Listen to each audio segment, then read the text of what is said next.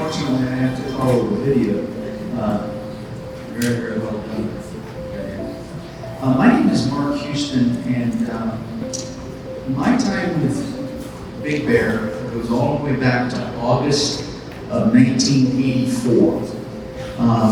Jim was a graduate, 82, at Moon Valley High School. I was a graduate from Shadow Mountain High School in 1984. So by the time I made it up to NAU to play football, Jim had been there for a couple of years. And unlike many of my fellow teammates here, I never was a starter, I never was a star. In fact, I very rarely, if ever, even played.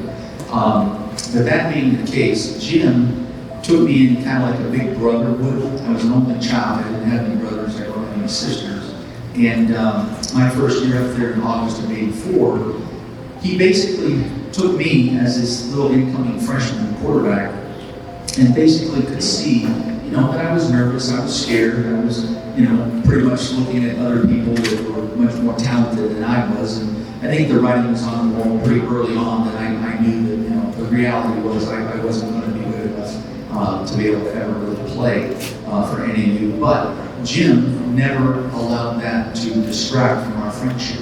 And before it actually blossomed into a 30-plus year friendship, it actually started on the practice field at Lumberjack Stadium. It was August of '84, and I'm wearing this red shirt because I'm supposed to, symbolize that I'm a quarterback, so you're not supposed to touch me. And we're lined up on what at the time the coach would call killers. Well, now that I've become a coach myself, I refer to them as champions because I was always going to encourage young people that, if you can get through this, you can get through anything, and you yourself can one day become a champion. So we're getting ready to line up to do killers, and basically, many of you know, you're just going to run from one sideline to the other sideline, and you have to bend down and touch the white line. Then you will run back as fast as you can, touch the other sideline, and then do it all over again, and then sprint through. Well, my hand to God, from line to flying, I swear to you, I touched the line. I did. I'm running with all my teammates, and I didn't know at the time that Big Bear is part of this group of men, and we're running to the other side of the field, and we have to run over and touch the line, turn around and sprint back, and my hand touched that white line. We're running back, and my hand touched the next white line, and then I ran to the other side, and my hand touched that white line, and then I sprinted through. And I think I was like one of the first 5 guys across the line because, again, I'm a lighter guy and I wanted to, show that I belonged. Well, the assistant coach at the time basically said, well, it looks like we're going to have to line up and run another killer because somebody here thinks that they're too good to touch the white line. And Big Bear, who the is that?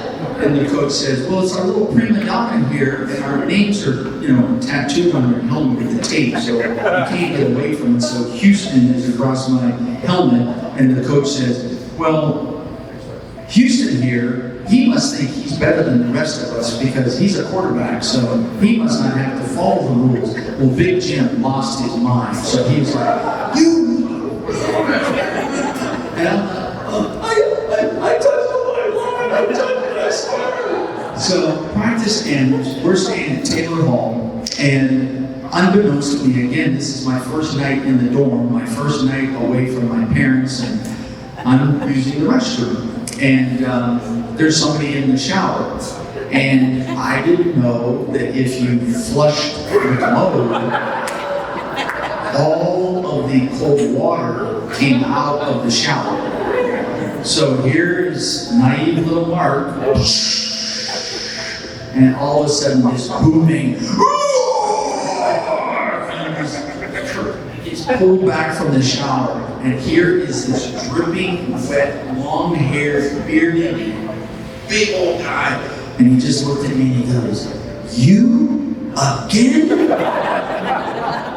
That was my first introduction to Big Bear. Needless to say, he did. He took me under his big arms, and he treated me with respect that, honest to Pete, I don't think I really deserved. Because like I said, I was an absolute nobody at NAU, and the guys that are here that are nice enough to allow me to be called their teammate, they know that I wasn't as good as they are. And bottom line is, Jim always showed respect.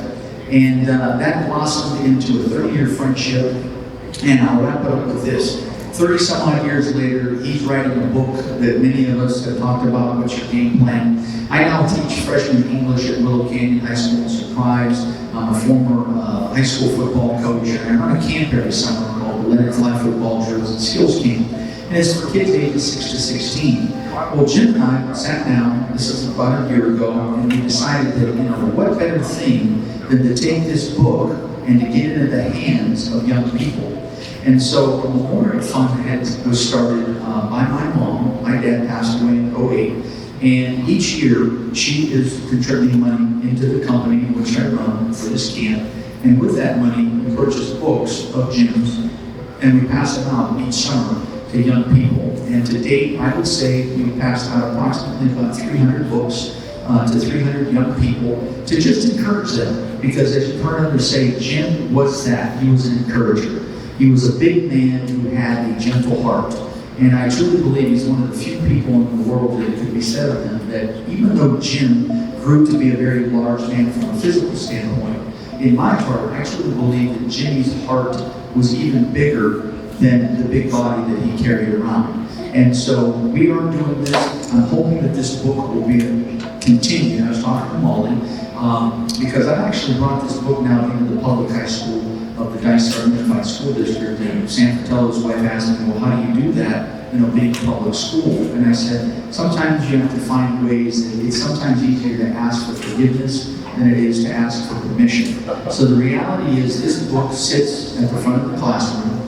We have several copies each school year available, and when my students get perfection on a quiz or a test, they are eligible, what we call Fantastic Fridays, to receive gifts. And so this is one of the things that I actually put in the hands of young people out in Surprise, Arizona, because I truly believe in its message. And the message is simply, be all that you can be, never stop dreaming, never stop going for it. And whatever it is that you want in life, don't be afraid, and just do that. And Jim was always encouraging. And I was kind of taken aback, by his passing, because 5 days prior to his passing, I was actually at his house in Glendale and actually purchasing books from him. And as always, we just sat there and just talked and just laughed. And I loved him, just loved him to death. And again, just wanted to say thank you for allowing me to come up here to share a little bit of my thoughts. And with that, I'd like to turn the microphone over to a young man by the name of Jacob Palmer, in whom Jim Bear was a mentor. So if I could get Jacob Palmer, please, thank you.